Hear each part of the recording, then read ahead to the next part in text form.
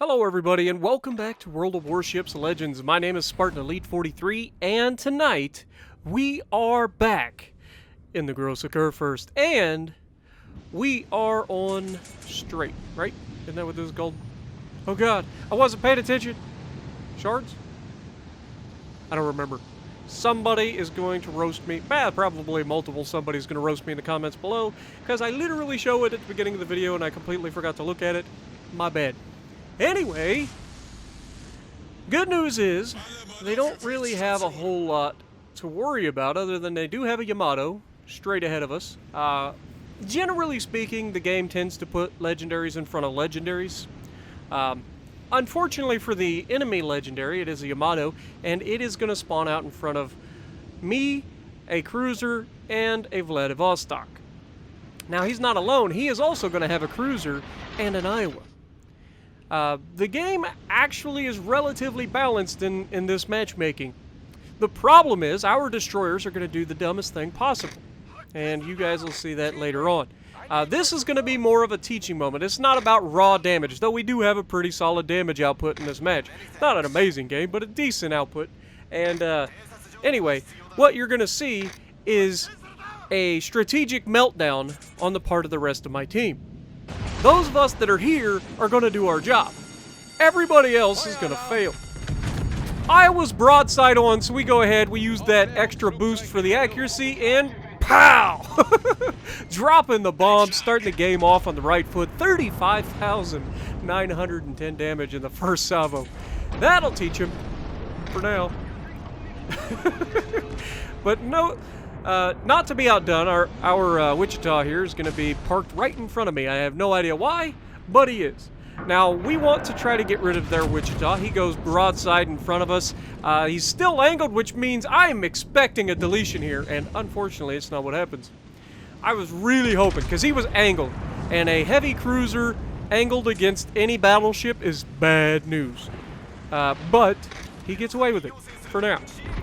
Yamato is also trying to do his darndest to give us the absolute juiciest shot that we could ever have, and so we're going to make sure that he feels the pain, as we can just barely shoot over the tip of this island.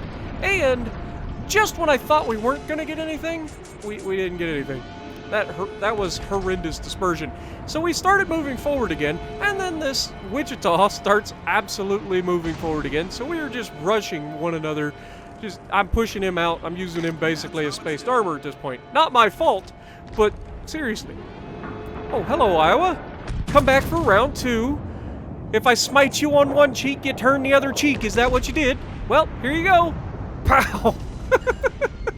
Another 23,000 damage done. And, yeah, at this point I get in there and I'm like, hey guys, just finish the Iowa off. There's literally two of you guys here to shoot him. Just finish the Iowa. This destroyer comes out of nowhere, drops a smoke screen for God knows what. I don't understand. Like, there are times and places where some battleships would be useful in a smoke screen. This is not one of them, so I have no idea what you thought you were getting away with here, but it's not a good play. That, and you're inside of radar range of that nasty Firestarter cruiser who obviously just poked his radar, and you are now in a bad way. But, that being said, this Wichita is going to have much more problems on... Yeah, there's the radar. So, yeah, he's definitely not going to have a good day here. We're doing everything we can to try to get rid of this Wichita. We're getting really bad dispersion. One good shot through the bow of that ship, and I can citadel it to death. I overmatch its bow armor. Not a problem. 16-inch guns, and we have 420mm guns. We have, what, 16 and a half, 16 and 3/4 inch guns? Like, they're almost 17s. And just when you thought that you were going to get away with it, the Vladdy ends up getting rammed by the Wichita with his dying breath, which causes a lot of damage to our Vladdy. And I get a very good shot into the Citadel. Only one Citadel, though. We're already at 108,000 damage done. Like, basically, all of the health of the enemy on this side has belonged to us. And that's not even me being facetious. That's the truth. All of the health of the Iowa, all of the health of the Wichita, and soon to be all of the health of the Yamato is basically going to belong to us. Now, here you might go, Spartan, what are you doing? You're going broadside. And you're right.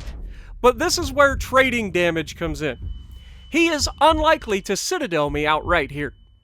I have turtleback armor.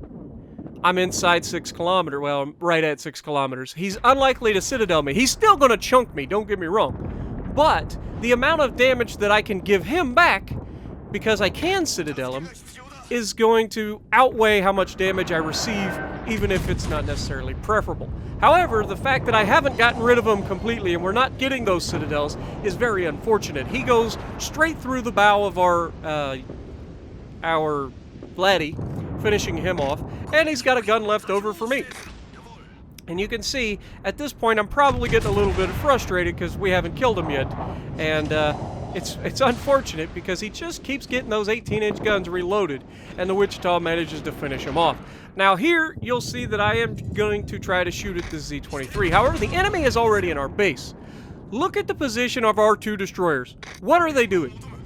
One of them has gone out and spotted the enemy destroyer, which is fine, but at the same time, he's not doing anything about it, other than he just let me know that he's there. So I guess that's a thing. But otherwise, you're really not doing anything. And the enemy is capturing our base. And I have said already in chat, and I've actually, I think here in a little bit I start pinging the map to let people know, hey, we need to get to the base. And when I realize that nobody's actually going to try to go for the base, I make a beeline for it. Clearly everybody around me is incapable of utilizing even basic principles of thinking and breathing at the same time. And so I have to try to get back to the base. Now this is not a slow ship for a battleship, and especially considering it's the largest ship in the game. You saw at the beginning of the match, we dwarfed the Vladivostok, which is a massive ship in and of its own right. That thing's over 1,000 feet long. And you've got this thing just dwarfing it. So you can see just how massive this ship is. This Roma is burning. I'm going to go ahead and try to yoink the kill over top of the island there. He's guaranteed kill if I can hit him. But the enemy is capturing our base. They've got multiple people there. We do get the kill on the Roma, surprisingly. I'm not very good at those shots over the mountain, but I guess you only have to get lucky, right? The Bismarck is right next to the base. And he's doing his best to try to get back into the base, I am assuming. He is definitely at the base. He's going to be able to potentially stop them, but he's surrounded. He's got a cruiser in the Edinburgh who has torpedoes and is ready to use them.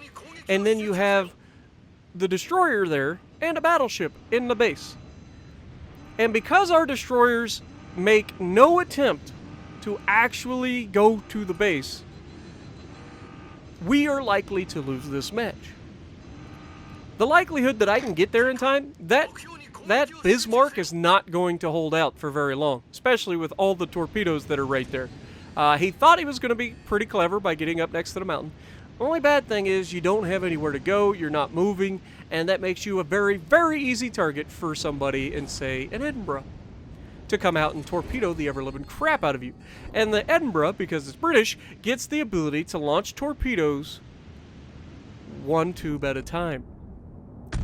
And that means that this Bismarck is about to have a bad day. But, to the Bismarck's credit, he must have assumed that this was going to happen, as he is going to try and get himself into a position to avoid most of the torpedoes, but he does take several. But he is alive. The bad news is, he does not have much health left. And he is under fire from a Bismarck, an Edinburgh, and there's the destroyer out there possibly sending even more torpedoes in his direction. And the Edinburgh just launched torpedoes off the other side of his ship. And down goes the Bismarck. Now at this point, I am pretty upset that we have not been able to reset the base. Anybody who knows anything about World of Tanks, World of Warships should know how caps work by now. Okay? If you don't, here's a little word of advice. When there are multiple enemies in the cap circle, they all accrue their own capture points. Okay?